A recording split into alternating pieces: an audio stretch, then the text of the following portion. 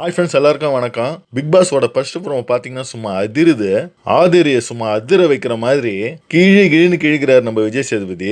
எல்லாருக்குமே வந்து எஃப்ஜேவும் கமருதீனை வச்சு ரெட் கார்டு கொடுத்து வெளியே அனுப்புவார்னு எதிர்பார்த்தாங்க.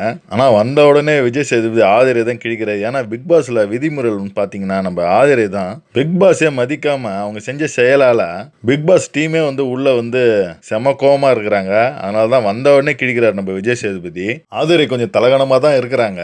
7வது சீசன்ல வந்து நம்ம பூர்ணிமாவை ஞாபகப்படுத்துற மாதிரியே அவங்களுடைய ஹாபிட்ஸ்லாம் இருக்கு. பிக் பாஸோட ரூல்ஸே அவங்க வந்து மதிக்கலன்னா அப்புறம் பிக் பாஸுக்கு என்னதான் மரியாதை? இது ஆரம்பத்திலே கணிக்கணும் தான் நம்ம ஆதிரை வச்சு கிழிக்க போறாரு நம்ம விஜய் சேதுபதி.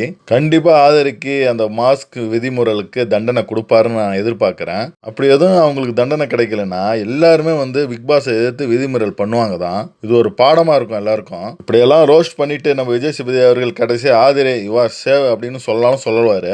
இந்த வாரம் வந்து பாத்தீங்கன்னா பிரவீன் காந்தி தான் வந்து எலிமெண்ட் ஆயிருக்காருன்னு ஒரு நியூஸ் வந்திருக்கு. இவர் வாயை வச்சுன்னு சும்மா இல்லாம எதையாவது ஒண்ணு பேசுறாரு. அதனாலே பிக் பாஸ் பார்த்து இவரை வெளியே அனுப்பிட்டாருன்னு நினைக்கிறேன்.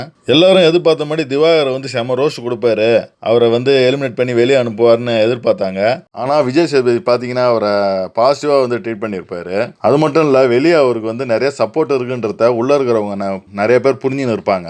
ஆதிரியை வச்சு செஞ்ச நம்ம விஜய் ரோஸ்ட் பத்தி நீங்க மறக்காம கமெண்ட்ல கமெண்ட் பண்ணுங்க. நன்றி, வணக்கம்.